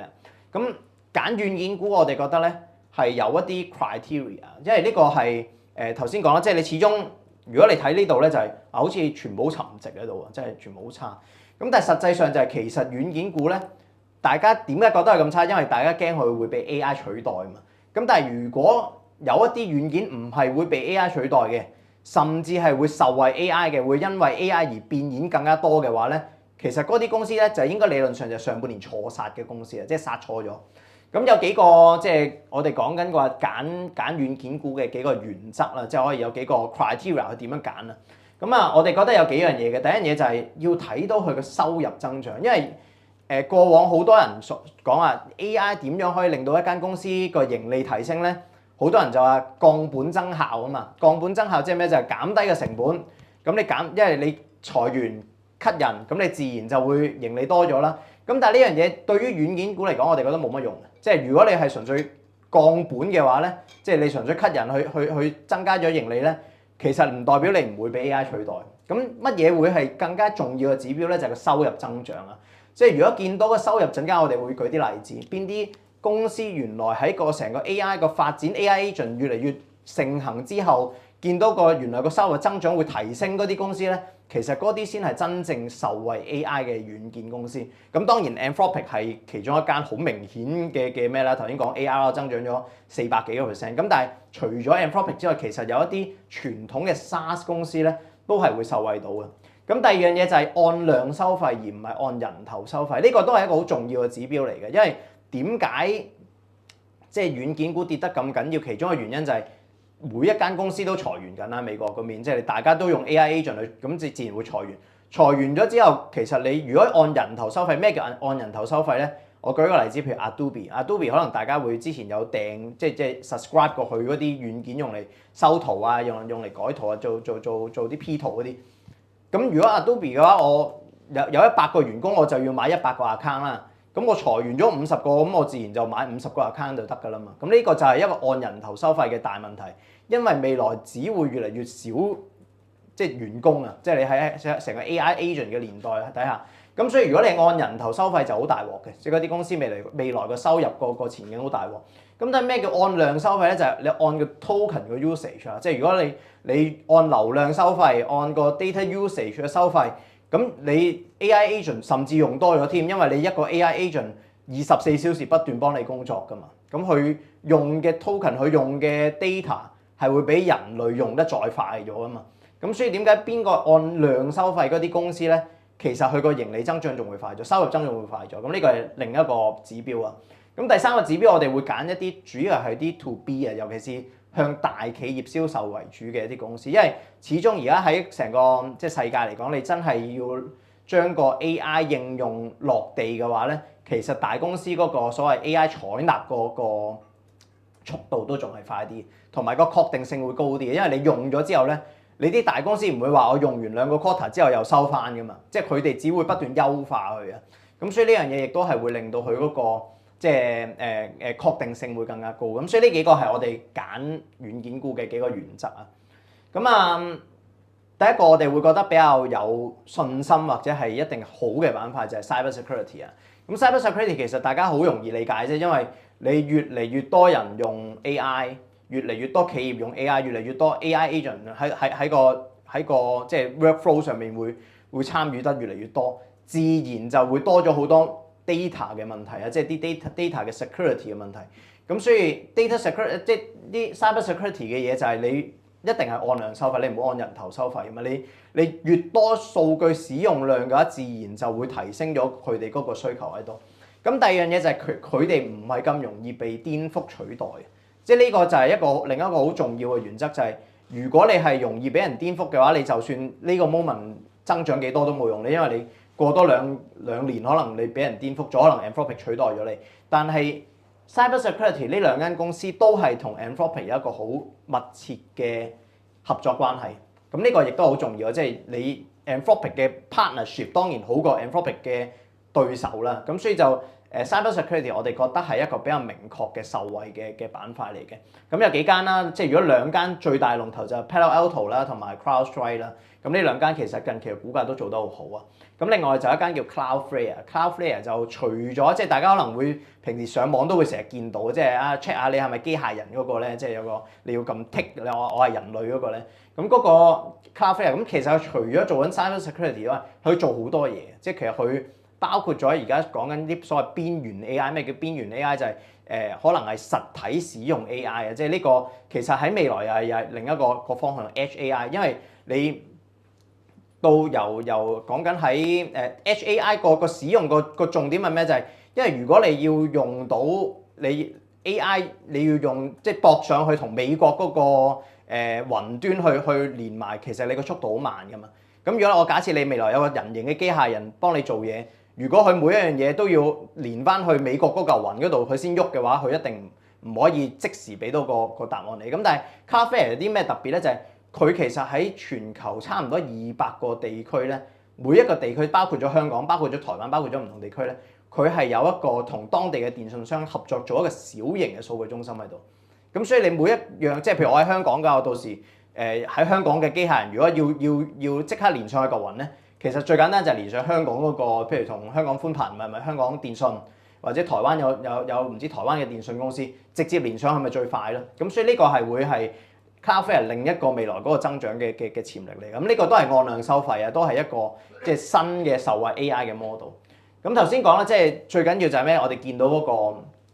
收入增長，咁呢個就係 CrowdStrike 嘅收入增速圖啊。咁大家見到其實呢個係正常嘅，即係跌係正常嘅，因為以往咧即係講緊2023仲係講緊每個季度嘅收入按年增長30-40%。咁一間公司你始終去到一定規模，你會慢慢 slow down 係合理噶嘛。咁佢之前一路 slow down 嘅 slow down。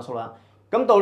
早一兩年，即係2025年 Q2 以嚟咧，就已經慢慢爬翻上嚟。咁呢個係Bloomberg 嘅 forecast， 即係 Bloomberg forecast 不嬲都唔準嘅，所以唔需要參考啊。咁佢可能到最尾係呢度都唔出奇。咁但係大家見到就係嗰個趨勢上面係幾明顯係一個上升嘅趨勢。咁呢個就證明咗咩？就係證明咗佢係受惠 AI 啦。即係如果係呢段時間就係越嚟越多人使用 AI 啦，越嚟越多人用 AI agent 啦。咁你見到個收入增長加速緊啦。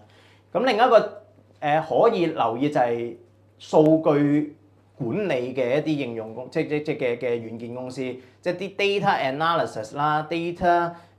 screening 啦、data monitoring 啦，即係因為大家都明白就係而家 AI 其中一個好大嘅問題就係咩咧？我唔知大家有冇成日所謂有幻覺啊，即係唔知佢俾啲答案你未必係一定啱啊，即係會有啲錯嘅答案等等。咁呢個問題就咩？即其實到最尾就係 AI 佢都係喺一個好大嘅 pool 度揾數據啫嘛，即係揾佢要揾嘅答案。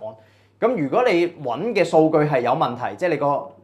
本身嘅 data pool 有問題嘅話，咁你當然出嚟嘅答案，即係成日都講 garbage in garbage out 啊，你揾一啲垃圾嘅數據，你當然俾個答案出嚟都垃圾啦。咁所以點解要有呢啲公司喺度咧？就係佢要幫佢篩選啦，要幫佢管理啦，點樣去將一啲唔好嘅數據排走啦嚇，即係呢啲就係呢幾間公司嘅功用啦。咁當中可能 Datadog 可能會大家會有，或者 Snowflake 咧 ，Snowflake 就係曾經巴郡應該如果冇記錯 IPO 早幾年咧 Snowflake 有買過。咁另外 Datadog 都係一間比較出名少少嘅啲數據嘅公司啦。咁佢哋就係頭先講嘅 data screening 同埋 data monitoring 啊。咁大家可以想像到嘅，即係未來越嚟越多數據啫，即係喺 AI 時代當中。數據只會係指數級嘅增長，你越多數據一定越混亂嘅，即係越多一啲所謂數據幻覺嘅嘢，咁所以呢啲公司嘅需求咧，只會有增無減嘅啫。咁大家可以睇到呢個就更加明顯啦，就係呢個就係 Datadog 嘅收入嘅增速啊。由2025年 Q1 之後咧，大家見到嗰個增長嘅速度啊係非常之快嘅，即係唔單止佢唔係持平嘅，即係頭先講，即係大部分公司其實你去到一定規模之後會慢慢 slow down，佢唔單止唔係 slow down，佢急速地上升啊！咁啱啱最新2026年 Q1 嗰個 quarter 咧，去到30幾個%嘅增長啊，即係個收入上面。咁所以呢啲就係我哋講啦，即係如果見到邊啲公司個收入增長係越嚟越快嘅話咧，其實呢啲就係受惠緊 AI 嘅公司啦。即係我哋可以量化少少邊啲公司真係受惠 AI，咁呢啲就係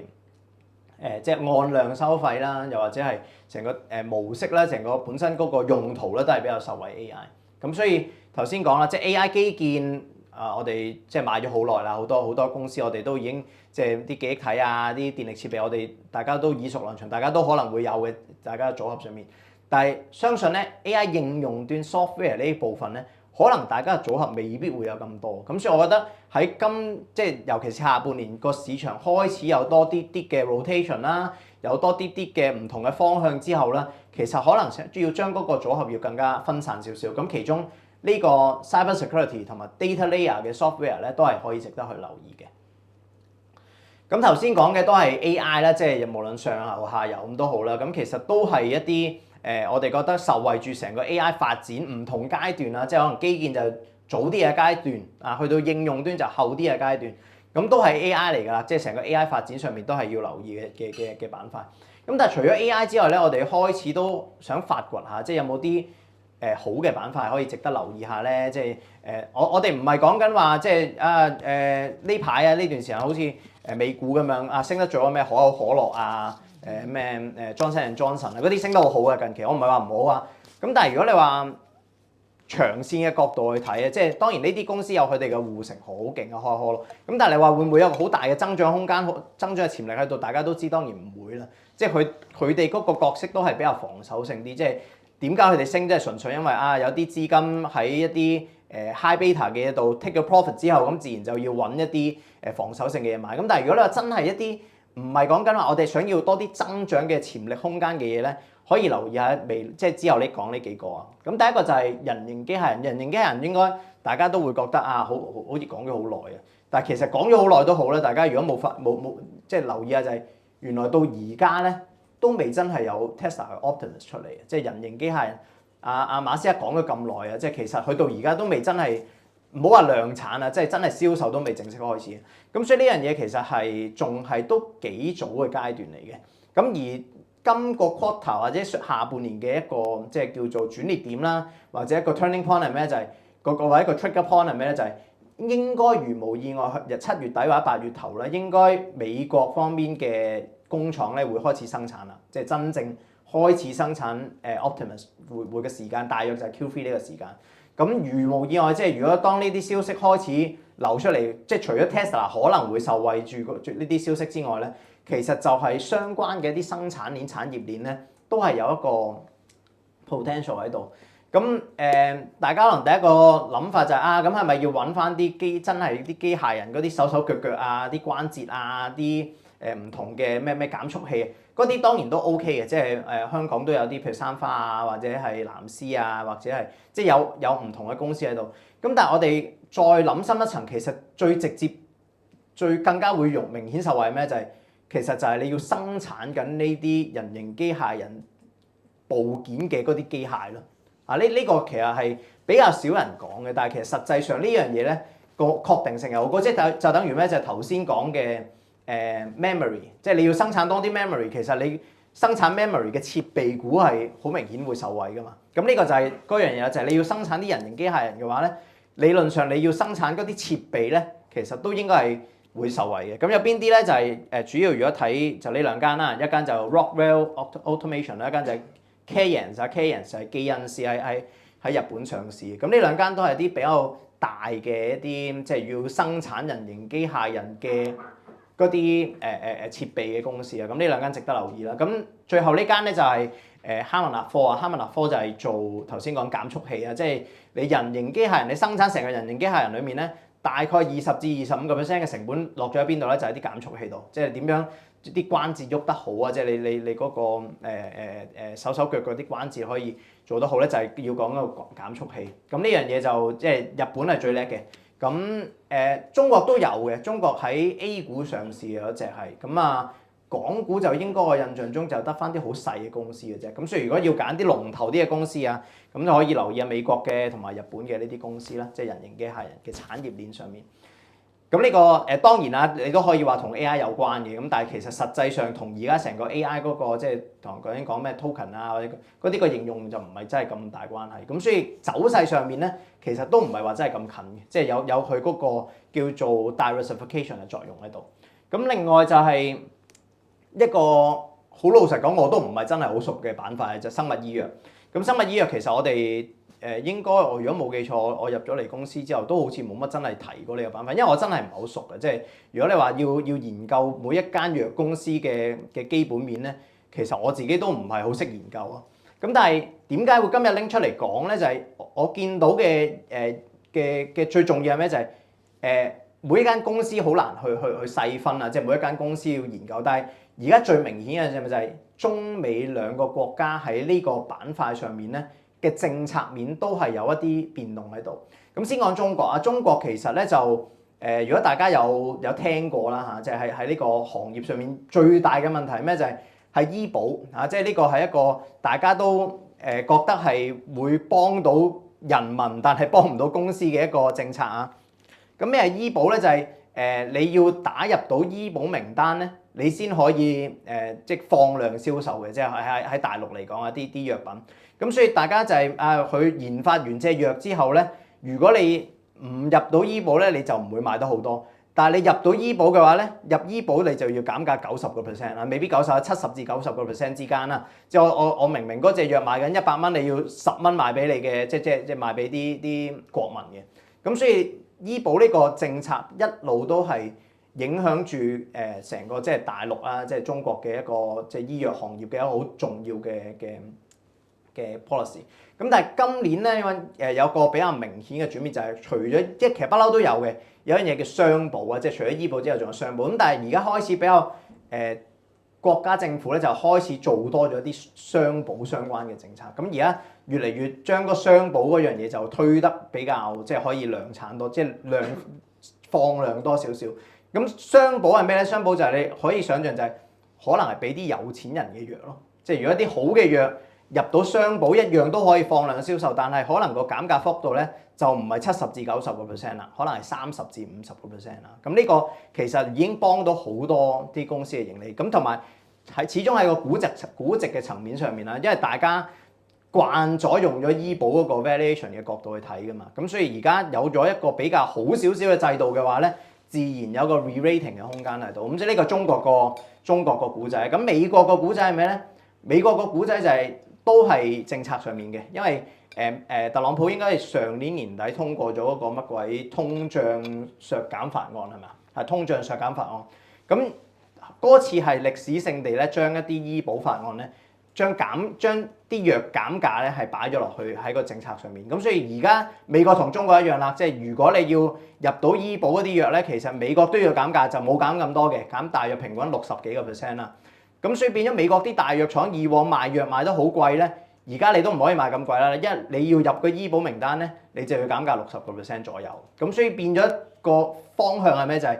我既然要減咁多價，咁我就要研發啲新嘅藥品啦。咁所以而家由今年1月開始咧，呢個即係通脹削減法案就開始生效啦。咁所以就變咗每一間美國大嘅藥廠都想去揾一啲新藥出嚟，要研發啲新嘅藥品，或者去收購一啲新嘅呢啲明星藥翻嚟。咁嗰啲先可以賣得貴啊嘛，咁佢哋先可以保持到佢哋 profit margin 啊嘛。咁所以變咗今年嘅上半年咧，就有好多呢啲咁嘅收購合併，好多呢啲咁嘅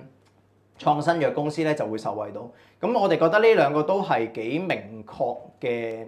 叫做政策嘅轉變啦。雖然我哋唔係話真係對啲公司嘅基本面非常熟悉啊，咁但係我哋覺得成個行業嘅角度上面咧係值得去留意嘅，即係呢個係行業嘅 re-rating 嘅機會。咁如果真係要揀一間公司可以留意咩咧？咁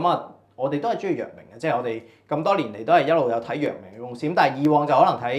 2269啦，即係藥明生物啦。咁但係近期其實如果真係要揀咧，可以留意一隻藥明合聯啦，2268。咁其實都係藥明系嘅，即係都係同一個母公司啦。咁但係藥明康德、藥明生物，咁仲有一間藥明合聯。咁藥明合聯做咩咧？就係佢其實都係做 CRO、CDMO， 即係都係一啲研發同埋生產藥品。但係佢做嗰種咧叫 ADC 啊 ，ADC 就係而家啲腫瘤藥咧、啲 cancer 藥咧最多啊，即係最盛，即係最主要就係喺呢個ADC 呢個層面上面。咁所以呢個就變咗係可能嗰個增長嘅潛力個空間會比較大啲。咁另一個樣嘢就係藥明合聯係冇列入到美國嗰個禁制名單裏邊，因為大家都知藥明生物點解會早幾年跌得咁緊要，就係因為美國列入咗去到軍方名單嗰度嘛。咁藥明合聯係冇喺呢個名單裏面嘅，咁所以呢個喺個投資上面嘅角度上面咧，可能會有多啲嘅潛力喺度，咁可以留意下。咁第三個啦，即係頭先講咗兩個板塊，即係唔同 AI 冇乜關，咁第三個都係冇乜關嘅，咁就可能又係大家會比較少留意嘅。就係日本嘅銀行啊，日本嘅銀行就即係大家會聽過三井住友啦、瑞穗金融啦嚇，即係呢啲都係一啲國際性嘅即係大公司咁大銀行。咁但係大家會覺得點解要專登揀日本嘅銀行咧？咁樣如果你睇 valuation， 其實甚至日本嘅銀行先係全世界最貴嘅，即係大家都知內銀好平，內銀幾倍 PE 好高息，大家都會覺得啊歐洲嘅銀行會貴過大陸嘅。美國嘅銀行會貴過歐洲嘅，但係原來最貴唔係美國嘅銀行，原來係日本嘅銀行啊！日本嘅銀行甚至比 JP Morgan、比 Goldman Sachs、比 Morgan Stanley 仲貴嘅。咁個原因係咩咧？就係因為日本先係最明確地之後會加息嘅地方。咁呢個係重要嘅，因為每一個地方喺個加息週期當中咧，其實啲銀行嗰個盈利係會好啲。咁呢個好合理啊，因為你加緊息嘅話，就意味住嗰個淨息差會高啊嘛。即係我長債息高。短債息低咁先會係加息嘅時間。咁你借錢俾人就係借用長息㗎，即係你mortgage用30年嚟做一個標準，但係你存款係用1年、用半年嘅啫嘛。咁所以長債同短債息差越闊咧，理論上嗰淨息差就會越有利嗰啲金融股。咁而日本正就係呢個啦。日本佢而家嗰個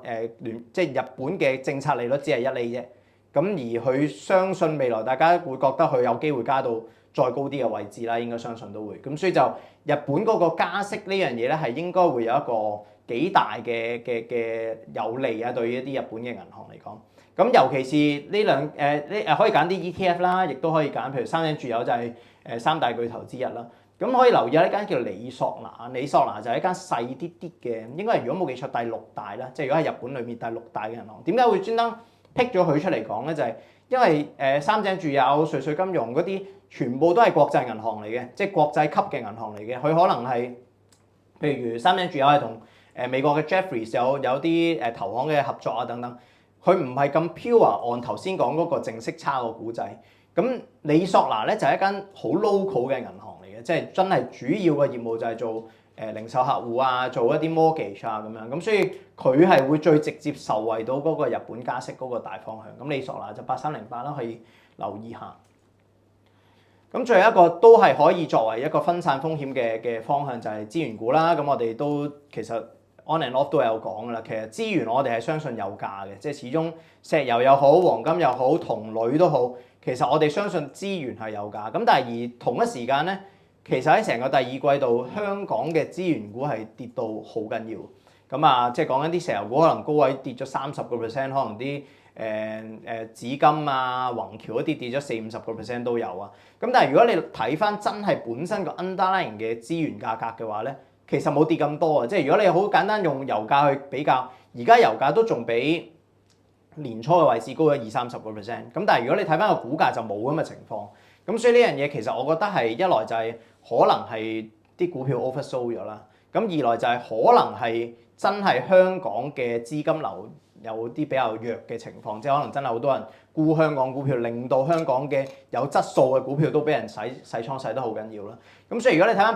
883中海油，其實而家個價好容易計一計，就係如果個油價大約平穩喺80蚊左右啊，去到年底就我唔使再打仗，唔使上翻100蚊都好，其實而家呢個價已經足以大約等於7厘半至8厘息左右啊！即係呢個即係好容易計，因為佢個盈利個能見度個預見度好高，咁大家好容易計到條數就係可能8厘左右，咁其實係好吸引。咁又或者宏橋啦，宏橋就係做鋁啊 aluminium 嘅，咁鋁又係其實今年個即係當然由高位個價當然回咗啦，但係其實同年頭比較，而家宏橋個鋁價應該仲升咗少少。但係宏橋可能跌咗20% 左右。咁如果大家又好容易計到條數，宏橋啱啱出咗盈喜嘅，咁啊即係大家都知道盈利增長40幾個%。咁計翻條數又係7-8厘息左右。咁所以呢啲公司我哋覺得係如果睇 momentum 就唔好嘅嗱，即係如果睇個股價嘅 momentum 上面就麻麻地。但係睇個 value 咧，即係如果從個基本嘅投資嘅角度上面，個息口從嗰個 underlying 嘅角度上面，其實我哋都覺得係 OK。咁所以呢啲都係。資源股我哋都覺得幾好啦，咁所以呢幾樣嘢啦，即係頭先講嘅人形機械人嘅產業鏈啦，包括咗生物醫藥啦，包括咗頭先講日本嘅銀行啦、資源股啦，呢啲都係可以作為衛星板塊。咩叫衛星板塊？就係唔係主力嚟嘅，主力始終都係我哋都係最中意 AI。但係如果想揾啲嘢分散組合，唔想個組合始終個波幅太大啦，咁可以透過頭先講嘅嗰幾樣嘢咧去 diversify。咁再講少少中港市場啦，咁啊港股同 A 股當然嗰個差距非常之大啊，咁啊近期其實收窄好多噶啦已經，咁啊如果你睇去到6月30號即係呢段時間啦，恒生科技指數跌咗20%，但係 A 股嘅 Chinix 即係創業板指數升咗40%嘅曾經，即係個差距非常之大。咁呢段時間收窄翻啲啦，咁啊而家 Chinix 升咗20%，仲有恒生科技指數跌咗10零個%，收窄咗啲嘅。咁但係 in long run 去計啊，即係再睇翻長啲，我哋覺得呢個幾個因素咧，其實都唔係咁容易扭轉嘅。首先就係資金流上面，我哋唔認為太多嘅北水會再好有興趣大舉投資港股嘅。咁呢個最主要就即係有一啲跨境資金嘅限制啦。咁大家都聽過，即係有唔同嘅公司俾人罰咗之類。咁另外更加重要其實係人民幣升值啊，因為人民幣升值嘅話，對於一啲北水嘅投資者嚟講，我買港股，如果嗰隻股票唔升嘅話，我要承受人民幣升值嗰個，因為我調轉人民幣換咗做港紙，咪貶值咗咯。咁所以對於北水嘅投資者嚟講係會冇咁大吸引力嘅。咁第二個更加重要就係除咗資金流上面，真係睇翻個基本面都好啦。其實始終港股嘅好多股票啊，即係頭先講嘅啲科網嘅公司啊，騰訊、阿里巴巴、美團等，係真係除咗話講緊受唔受 AI 受惠之外咧，其實佢真係個盈利增長係唔係好得嘅，即係大家見到交到嘅業績唔係好得嘅。咁呢樣嘢係更加即係從基本面嘅角度出發，都睇唔到港股有非常之好嘅投資價值。相反 ，A 股係真係有好多真係受惠緊 AI 嘅公司，即係好簡單就係Chinix 即係創業板係有咩公司咧？寧德時代啦嚇，即係寧德時代就係真係講緊我而家每個季度幾十個%盈利增長盈利增長嘅，即係收入增長、盈利增長，我真係喺個 AI 裏面係時代裏面發展裏面受惠緊嘅。又或者好多頭先講嘅一啲科創板嘅公司，即係一啲芯片嘅公司，佢哋真係受惠住個國策，佢哋而家嗰個即係喺 AI 上面又係真係受惠到。咁所以呢啲公司我哋覺得始終喺 A 股上市會比較多啲。咁所以我哋個投資上面啦，可能如果真係想比較多少少喺中港嘅話咧，我哋會比較中意多啲 A 股嘅。咁 A 股可能就要真係揀嗰啲公司嘅比較困難，因為始終好多都係創業板同科創板上市。咁所以如果要透過 ETF 啦，可以留意下，譬如3147就係創業板啦，3109就係科創板啦，3191就係半導體啊。咁啊，另外3188就係最平均啦，買翻滬深300指數啦。咁頭先講，如果真係對啲藥公司有興趣，2820咁就做啲創新藥嘅，即係可能喺 A 股方面嘅創新藥嘅公司。咁呢啲就可能透過 ETF 去部署啦。咁但係始終啊，ETF 有好有唔好。咁啊，好處就係會比較平均啲啦，分散啲啦，可以用呢個方法去買 A 股啦。咁但係冇咁好嘅一樣嘢就係佢嗰個成交始終冇咁大嘅，即係佢唔係話個流通量唔係話超級大啊，可能佢每一隻 ETF 每日個成交幾千萬嘅啫，咁就變咗如果真係好大額買落去咧，就會比較困難啲啊！呢個就係個唔好處。好，咁啊總結啦，咁啊今日都講咗好多啊，即係唔同嘅一啲投資嘅 concept。咁但係我覺得個關鍵就係其實尤其是呢2-3個禮拜，大家會感覺到就係我唔係講緊我哋買咗啲唔好嘅股票，我哋買咗啲好嘅股票都都好啦，其實呢2個禮拜都幾難捱嘅，即係大家可能會有個感覺，話我買隻 SK Hynix 可能好低位買上嚟嘅，我曾經賺好多嘅，咁但係而家都真係由高位回翻30-40%，真係有。咁個問題就係咩？真係始終其實成個 market 裏面唔係淨係得呢個板塊好啊嘛，即係第二季度嗰時大家買晒，因為大家想追求啲好有確定性高嘅嘢。咁因為全世界都擺咁多 capex 上面，真係個確定性最高就係呢個板塊。咁所以 Q2 真係升得好好嘅。咁而家唔係話就之後唔會升啊，但係變咗大家會個諗法就係佢升咗咁多啦，咁我哋想揾一啲其他板塊得嚟，原來都好過，原來基本面都有好，但係又冇升咁多嘅股票。咁你始終錢係有限嘅，即係成個資金池就咁大。咁譬如好簡單，最近就係 Mega Seven 開始好翻啲，因為其實 Mega Seven 我哋一路都講，其實佢護城河冇問題，即係資金流之前有問題就係因為大家啲錢走晒去炒啲芯片啫。但係其實實際上 Mega Seven、Google 啊、Amazon 啊好多好嘅公司喺度，佢個完全個本身個基本面冇問題。咁而家開始呢啲嘢升翻嘅話，自然就會抽走咗某一啲嘅 AI 基建嘅板塊嘅資金喺度。咁所以而家唔係講 AI 基建唔好，而家係講緊佢好之餘咧，其實有其他好嘅嘢。咁所以點解我哋要將個組合要分散啲啦，要平均啲啦？咁樣係令到即係 in long run 嚟講，我哋唔係揀緊啲，我哋唔係專登去分散喺一啲調轉嘅嘢，唔係調轉行嘅嘢，淨係咩？我哋係其實係揾緊一啲唔同板塊，但係都做得好嘅嘢。咁所以呢樣嘢就我哋譬如除咗基建之外啦，我哋今次專登揀多咗啲軟件嘅公司啦，揀多咗一啲唔同嘅除咗 AI 之外其他板塊嘅公司啦。咁希望就係做到一個比較平均啲嘅組合，分散啲嘅組合。咁喺個投資嘅角度上面，當然啦，即係越低風險嚟講咧，咁我哋 in long run 嚟講，嗰個回報先會做得更加穩定啊。咁所以呢個就係我哋今次咧，即係我諗第二季度嚟講咧，一個比較重要嘅一個 concept 就係除咗我哋追求回報之外咧，都想做到一個比較平衡啲嘅組合啊。咁主要嗰個諗法就係咁樣啦。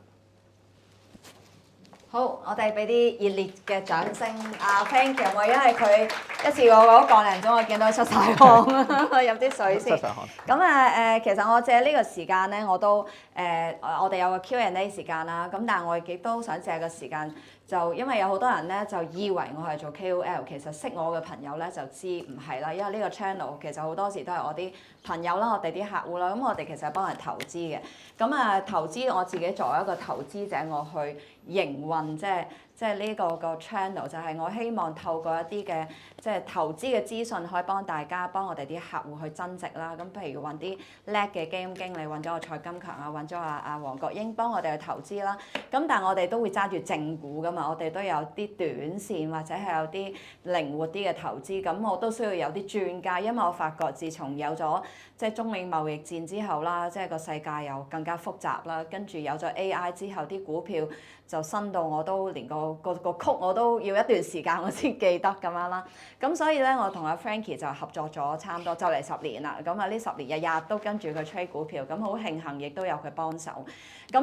當然喺個 channel 上面亦都有好多唔係我哋嘅客人。咁我想達到嘅目的咧就係、如果你覺得我哋嘅資訊幫到你哋啦，咁都希望大家做下慈善啦。咁所以我而家咧就想 promote 下我嚟緊有啲咩慈善嘅嘢，好簡單嘅啫。9月尾咧就係中秋節。咁如果大家琴日有睇我 channel 啦，咁我哋今年咧就同南順集團合作嘅，因為佢哋就免費提供佢哋刀乜花生油啦，同埋佢哋嘅麵粉俾我哋做我哋嘅月餅，咁亦都有星級名廚去製造啦。咁今年嘅代言人亦都係有星級嘅陳家樂。咁最主要咧就係我哋個月餅咧賺到嘅錢咧，全部係支持我哋嘅社企。我哋嘅社企其實咧，我哋嚟緊，譬如我琴日有個前金融界議員就買咗50盒，就同我講：你攞去送俾啲老人家啦，送俾啲有需要嘅人啦。咁你其實買咗翻嚟，我哋可以幫你送俾有需要嘅人，亦都希望你哋即係咁靚嘅包裝可以攞嚟送俾客戶啦，送俾屋企朋友啦。咁因為呢一個咧好健康嘅，咁我睇下有冇手去打開佢先。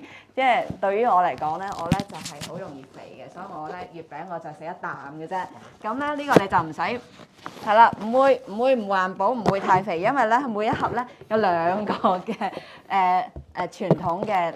呢個咩叫咩蓮蓉蛋黃月餅，亦都有2個小朋友中意食嘅奶黃月餅，跟住仲有大家好中意飲嘅咖啡，有4個雲南嘅咖啡，同埋有4包伯爵茶嘅，咁所以咧又可以幫你消滯，同埋你真係可以食一啖就得啦，一塊，咁又唔會環保，咁啊即係亦都唔會令到自己肥，咁亦都係同朋友分享啦。咁如果你訂50盒樓上咧，我哋都可以加你公司嘅心意卡上去咧，就係俾你送俾你哋啲客戶咁樣嘅。咁所以或者你話我訂10盒，訂幾多盒，我哋幫你送俾老人家，送俾智障嘅人得啦，送俾啲單親家庭都得嘅。同埋我哋啲咖啡咧係我哋即係啲殘疾人士佢哋包裝啊，幫手炒豆嘅。咁所以其實你去即係買呢啲，即係好似平時你訂月餅咁樣咧，你除咗係中秋節同屋企人慶祝之餘咧，其實有多一份嘅福氣。咁其實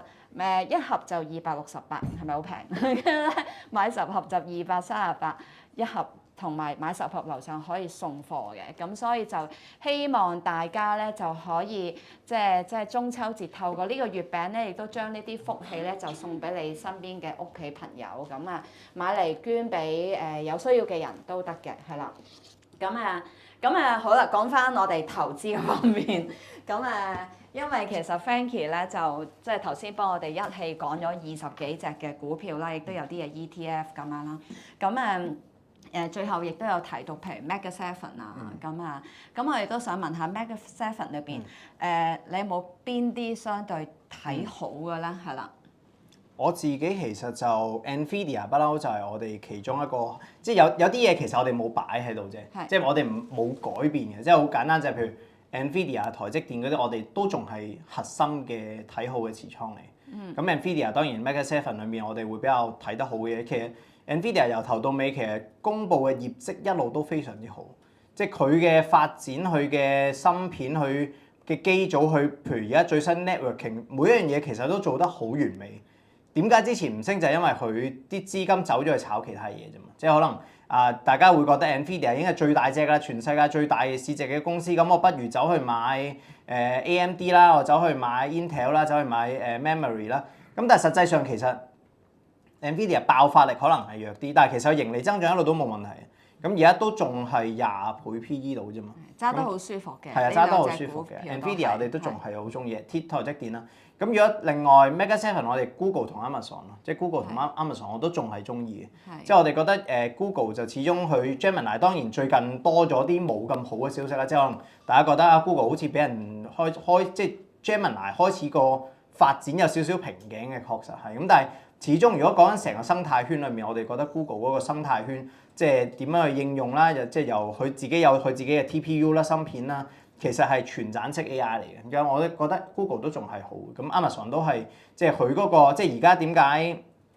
即係佢嗰個自然芯片啊，或者佢嗰個所謂 Bedrock 就係佢有一個平台俾人用去唔同嘅 AI，即係呢啲都係其實佢好強嘅嘢。咁所以雲端服務啦，咁Amazon 亦都係好強。咁所以Google 同 Amazon 我哋個估值同埋個股仔個層面上面，我哋仍然係最中意你兩間。OK，咁啱啱今個月頭咧就 Meta 有好多消息、好多動作啊，亦都有啲新嘅收入嘅引擎，會唔會吸引到你去買佢咧？我有觀察緊嘅，係啊，觀察緊嘅。咁Meta，我覺得個股仔都係 make sense，即係不嬲，我哋都係中意 Meta 嘅，即係應該唔講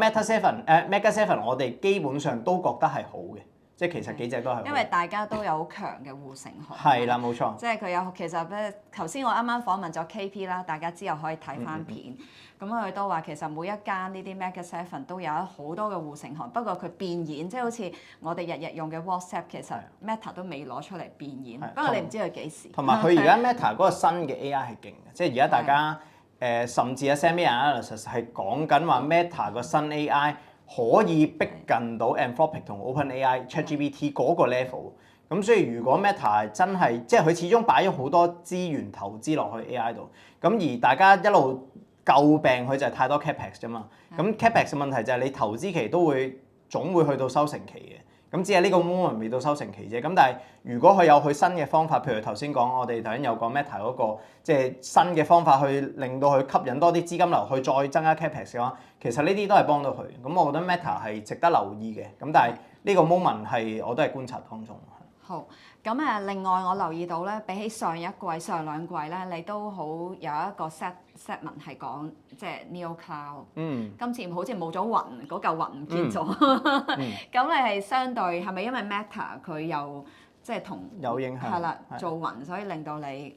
因為幾樣嘢啦，一樣嘢就係升咗好多，即係我哋你都幫我 sell 埋。因為 NBIS 真係升咗好多啊！即係我哋應該一開始講係80幾蚊，而家到 sales 200幾蚊，即係已經都升咗真係幾多下。咁唔係話佢唔好啊，咁但係其實 NBIS 都係好，即係我覺得啲 Neo Cloud 都仲係好嘅。但係一來就好似啲最大嘅單已經都大家都 price in 咗啦。咁二來就真係 Meta 呢個可能係潛在競爭者，因為本來 Meta 係 Neo Cloud 嘅客嚟噶嘛，即係我本身 NBIS 同埋 CoreWeave 係賣嘢俾 Meta 噶嘛。咁但係如果 Meta 自己都走去做 Cloud 嘅話咧，其實都係會爭咗某部分嘅生意去。咁所以呢個多咗競爭都可能會有啲啲嘅影響。咁in long run 都係好嘅，但係可能就呢段時間要揀嘅話，因為我頭先講即係其實好多嘢都升咗好多。咁升咗好多之餘，我哋就要揀啲喺升咗好多裏面而家個確定性都最高嘅嘢。咁而 Neo Cloud 係相對上個股仔上面有啲啲缺陷嘅，或者有啲啲冇咁好嘅地方嘅嘢。咁所以我就會暫時會將佢擺一面先咯。係啦，好清晰。咁我都要澄清翻咧，阿 Frankie 咧就係我嘅投資顧問。咁佢頭先分享呢啲咧係佢個人嘅投資，真係佢個人同埋佢幫我每一日操盤揀緊嗰啲股票，就完全唔係投資建議啊，係啦。咁因為我哋唔做投資建議嘅，我就純粹即係同大家做分享。咁全部都係分享我哋，即係我覺得，譬如我同你講蔡金強、黃國英嗰啲嘢，咁其實我自己都係投咗。我同你分享阿 Frankie 嗰啲咧，佢真係幫我營運緊我嘅盤，同埋每一日我哋唔係就係我啦，我啲 assistant 我啲同事每一日都好受惠於阿 Frankie，因為佢講嘢好大聲，所以佢點樣睇咧，大家都聽得好清楚。咁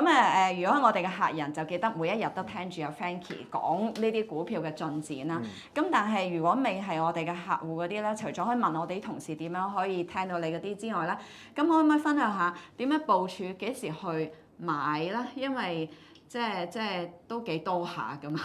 即係都睇唔晒噶嘛。如果買唔多，點樣去揀同埋點樣去睇個時機？因為呢段時間我知你開始部署即係去買啦，已經買咗啲啦。咁點樣會令到你有信心覺得即係個 market 好似洗倉，即係啲因為而家使緊槓桿，個槓桿幾時你覺得係淋漓盡致，令到你好有信心，即係最後嗰注都要買多啲咧？其實咧，你講買啲新嗰啲啊嘛，即係可能我哋啱啱最近加咗落去呢個即係嘅嗰方。其實買嗰啲反而我又覺得唔需要話太過諗頭先個洗唔洗倉，因為洗倉係洗緊 AI 基建啊。AI 基建就有個洗倉嘅問題，有個好overcrowd 嘅問題，即係大家太 crowded trade 喺頭先我哋講嘅第一個板塊喺度。咁但係第二、第三、第四個板塊其實就唔係好多人留意緊嘅。即係唔算話真係好 crowded trade，即係好簡單。我舉個例子就係頭先講嗰啲 software 公司，近期其實好多時大家會見到嗰啲memory 公司啊、CPU 公司大升大跌嘅，即係每一日都可能8至10% 波幅。但係其實佢無論大升定大跌都好啦，其實啲 software 公司唔好受影響，即係都係慢慢升、慢慢升。呢段都升得幾好添。係啊，其實嗰啲公司就會比較即係我又覺得可以分段級啊，咁買一注先咁咯。即係嗰啲其實係一個。而家大家仲未係好有信心，但係又開始留意緊嘅板塊，即係喺我嘅角度就係咁，所以就變咗大家就係AI 基建係好波動嘅，但係呢啲咧就係比較新嘅嘢，新嘅嘢就係大家個信念唔算好強，但係又開始留意到佢好似都有啲投資價值喎咁樣，咁所以變咗佢哋嗰個波幅啊，或者係就舒服好多嘅，即係如果你喺個組合上面加咗佢呢啲喺度咧，其實你變咗升跌都唔會有。齋 AI 基建咁波幅咁大，咁所以就可以分段去留意下呢啲。可以分段 OK，因為其實都唔係啲好誇張嘅升幅，RSI 都係正常嘅。咁我問多一條就睇下大家有冇問題啦。咁就係頭先你提到即係大家洗倉洗得最多嗰啲咧，就應該好多好積極投 AI 嘅人手頭上可能唔多唔少都有啲咁樣嘅。咁你會點樣部署咧？即係如果已經揸咗，或者好似你之前亦都有啲沽咗，因為我哋第一段時間咧，我哋就幫啲客直接買，即係我自己都係啦，你幫我直接買 Hynix 啊，買韓國嘅正股啊，或者直接買日本呢啲公司，咁我哋可以直接買到。咁我見你沽完之後咧，咁我哋轉咗去美國啦，咁亦都分段買，咁亦都有好多客人，其實我哋咧就冇買槓桿嗰啲 ETF 嘅，雖然買到，不過咧，我覺得咧我自己個人咧就投資簡單啲好咁樣，咁但係亦都有好多人做槓桿喎，係咪先？因為大家都係比較進取，有好多人好進取，咁你會點樣即係睇法咧？如果真係揸得多嗰啲，仲未沽或者係啦，或者想買翻，係咪而家？揸得多就其實係比較被動嘅，好老實講，因為其實都真係，如果你話揸得好重喺 memory 啊，嗰啲係真係都跌咗唔少，咁而嗰啲可能就有少少耐性咯，即係等一等。咁但係如果你話我已經沽咗啲啦，即係可能好似我哋之前講，可能6月底啊、7月頭嗰啲時間減持咗部分嘅話咧，其實呢段時間我反而覺得可以留意下，因為我哋一路都講就係韓國其實係一個幾重要嘅指標嚟嘅，即係韓國股市其實就係而家呢個成個 market 裏面最 leader 嘅地方，即係頭先講啦，即係今年升得最好就係韓國啊嘛，咁所以而家跌得最行就係韓國啦。咁但係其實韓國近期咧係去到一個幾，我自己覺得有啲洗倉去到接近尾聲嘅感覺嘅，即係點解有咁嘅感覺？就係其實最緊要睇洗倉或者睇啲咩恐慌性拋售啊，睇幾時俾人斬倉斬得最緊要，其實睇成交最緊要。咁而大跌再加大成交，禮拜二嗰一日係好誇張嘅，即係如果你睇翻韓國當日 SK Hynix 嗰個成交係應該係史上最大嘅，即係當日。如果你睇翻香港嘅7709都好啦，其實都好似單日200幾億成交，都係有史以嚟最大，即係應該就係斬倉斬得最緊要嗰一日嚟嘅。咁所以我覺得嗰個係一個幾好嘅 reference point，就係應該個斬倉潮去到尾聲。咁如果係咁嘅話咧，因為其他嘢即係包括咗咩半導體設備又好，光通訊其實冇乜關係嘅，但係其實呢段時間跌落嚟好大程度上都係跟住韓國嘅，即係同一班錢同一批嘅投資者啦。咁如果韓國真係希望睇到接近尾聲啦，即係如果今個禮拜二係一個低位 ，for reference 係一個低位嘅話，咁應該接近尾聲嘅話咧，其他嘢都會慢慢好嘅，我覺得。咁所以可以。禮拜二都買咗一注㗎嘛。係啊係啊。禮拜二係啊。不過我哋就會比較中意就係半導體設備咯，即係 AMAT 啊、LRCX 嗰啲多啲嚇。即係如果呢個 moment 要揀，即係因為呢啲就係而家，譬如韓國佢要去擴充，即係記憶體嘅廠房，佢就需要幫襯呢啲嘅公司，咁所以就算佢啲訂單係咪2030年都仲有咁樣咧？咁但係起碼佢都要幫襯呢啲公司去。不過個重點都係前提係要足夠彈性咯，即係要有你之前有減到咧，你而家偷位就能買得翻啦。其實 A 股都係，即係我哋應該之前都有講過，就係 A 股我哋會即係都幾早減咗嘅。A 股有聽嘅客就勤力嘅人係有回報嘅，即係 A 股我哋都減咗幾多啊？咁 A 股其實我哋都揾緊位置嘅，即係 A 股其實我哋都覺得唔係即係唔係完全炒完嘅，只係一個即係佢其實都係跟翻韓國嗰種趨勢，就你升得多就要調翻一下。咁我哋覺得未調完啫，咁但係就我哋都揾緊位置，即係呢啲就係。好，我琴日我因為我琴日係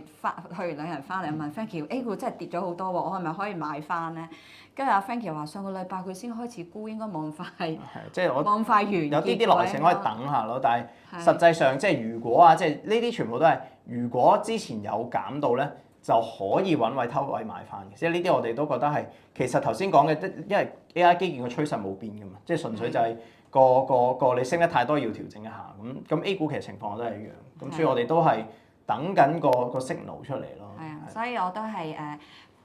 呼籲咧，就每一日可以聽到Frankie 講嘅朋友仔咧，佢每日講幾分鐘美股、幾分鐘港股啊，又都會講下韓國啊、日本，你真係長知識，同埋你買同賣之前你都聽一聽。聽下佢嘅感覺，佢自己係想去沽定想去買，咁跟住就即係唔一定啱，係咪？因為佢都係喺個 market 上邊，亦都有其他嘅發生。咁但係我跟咗佢8、9年咧，就真係啱嘅機會率係多過好多倍嘅，咁所以係好值得嘅大家去參考，同埋勤力嘅人我都係成日講係有回報嘅，即係起碼你都長知識啦。咁希望 Frankie 今日嘅資訊都幫到大家喺投資路上就做得好啲。咁如果你係想跟蹤Frankie 多啲咧，你可以問翻我哋嘅同事或或者你填問卷啦。咁嚟緊我亦都有好多精彩嘅節目同大家分享嘅，即係除咗我希望大家可以支持啊，去慈善月餅之外，因為你買一盒月餅都係等於做咗一件善事嘅。咁另外咧就係阿 Frankie 其實嚟緊每一季都會同我哋分享啦。如果嚟緊大家想繼續出席嘅話咧，可以填問卷啦，或者想收到佢啲資訊，亦都可以填問卷啦。咁另外月尾咧31號就請咗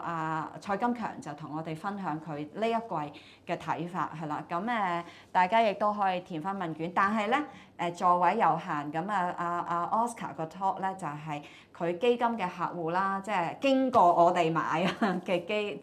即係嘅蔡金強基金嘅客戶，同埋咧就係團結香港基金上次捐錢嘅朋友咧就會優先嘅。咁所以如果大家報名唔代表有得嚟啊，咁我哋會 send 個確認俾你哋嘅。咁另外咧就係9月亦都會請到阿黃國英嚟同我哋講座。咁如果大家對於黃國英個基金係有興趣，可以同我哋啲同事講一填問卷，咁我哋可以首先同大家跟進翻。咁對於我嚟講咧，佢就真係個性價比咧就好過，即係我話到而家，即係10月2號到而家恒生指數同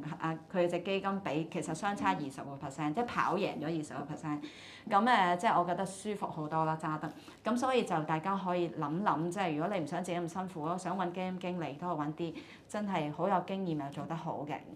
咁另外一個就係 KP 啦 ，KP 就喺基本分析嗰度好幫到，即係唔係淨係幫到我，應該好幫到 Frankie，係佢推介俾我嘅。咁所以我定期都有訪問佢。咁嚟緊KP 咧就會個真面目咧就會喺11月，我邀請咗去我自己中區扶輪社嗰度做個分享。咁如果大家想出席嘅話咧，咁亦都歡迎大家係出席支持嘅。咁食個晚餐再聽埋佢講，亦都見到佢嘅真人，咁知道佢咩背景啊，佢嚟緊有啲乜嘢嘅資訊可以幫到大家。咁就係11月嘅時間係啦。咁另外如果係你係基金經理或者你係家族辦公室嘅或者係啲機構性投資者咧，我哋都可以有個 small group 嘅活動，就同KP 佢去即係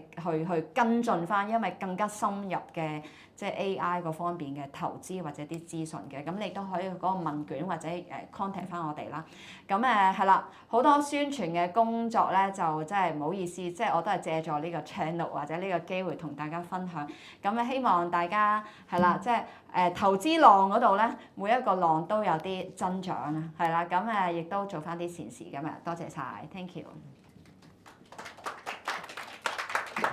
多謝晒咩？Q&A 係喎，我唔記得咗個 Q&A 喎。大家有問題？有冇人問題？真係有，好。係多謝咁多資訊啦。咁我本人就暫時都係仲揸好多 A 股，唔係 A 股，港股。咁其實都諗住反彈嗰陣時想放咁啲啦。咁但係好似話啲反彈極都仲有咁樣。咁就想聽下你講，譬如果揸港股嘅話，係咪有啲大概去到邊個階段可以攞啲錢騰啲錢出嚟咁樣？我自己嘅感覺其實我覺得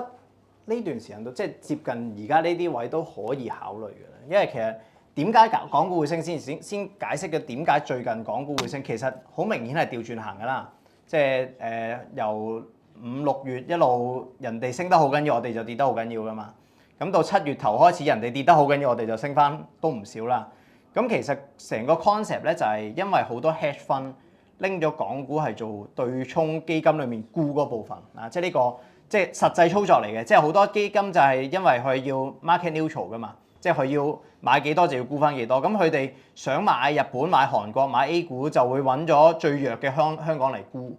咁所以變咗有個 long